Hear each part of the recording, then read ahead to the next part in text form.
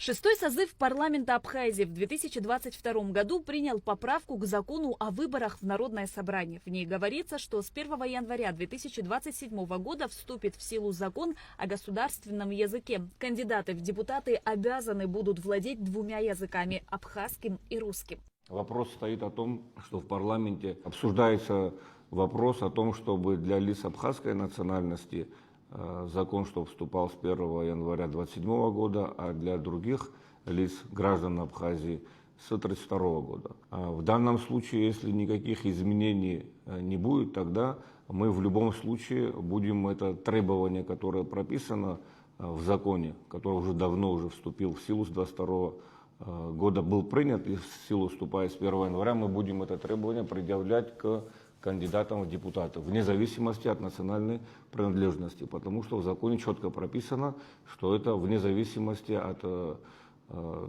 цвета кожи, расы, вероисповедания, национальности, все должны сдавать этот экзамен с 1 января. Что касается механизма формирования лингвистической комиссии, он не определен. В законе о выборах президента этот механизм прописан. Лингвистическую комиссию формирует Центральная избирательная комиссия. Однако в законе о выборах депутата такого механизма нет. Дмитрий Маршан подчеркнул, что они обратились к депутатам с просьбой прописать, какой именно орган будет формировать лингвистическую комиссию, чтобы впоследствии не возникало спорных вопросов. Я думаю, что по данному вопросу они в ближайшее время внесут разъяснения в закон, и мы уже будем этот закон исполнять по той букве, которая прописана и которая будет прописана. Что касается других механизмов, которые предлагает парламент или администрация президента, мы в целом хотели бы высказать мнение по поводу того, что запрет на перепрописку. Запрет перепрописку, это администрация президента, она с инициативой вышла в парламент для того, чтобы с момента назначения даты выборов и до момента окончания выборов парламентских, до подведения итогов, чтобы перепрописка была запрещена в этот период. Дмитрий Маршан подчеркнул, что в практике избирательного процесса были случаи, когда граждане переписываются с одного округа в другой, чтобы проголосовать за того или иного кандидата. Для предотвращения таких случаев и вводятся соответствующие ограничения. Президент предложил внести такую поправку, и в ЦИКе с этим солидарны. В практике избирательного процесса были моменты, когда граждане перепрописываются с одного округа в другой для того, чтобы проголосовать за того или иного кандидата. Для этого это ограничение вводится. Я думаю, что депутаты эту инициативу поддержат.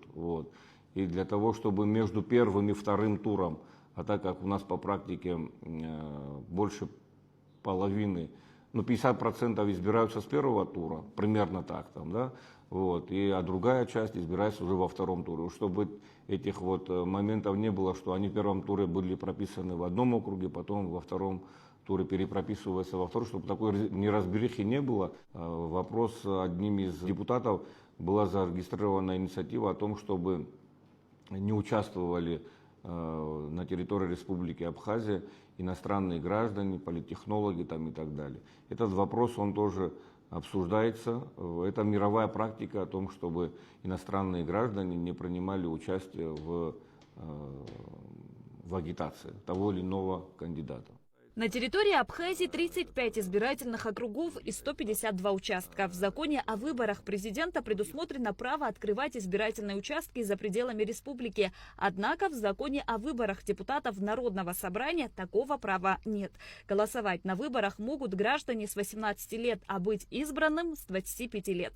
Количество избирателей составляет около 140 тысяч человек. К концу года эта цифра может измениться, так как ежедневно регистрируются новые совершеннолетние граждане, а также происходят изменения в списках избирателей по причине смерти некоторых из них.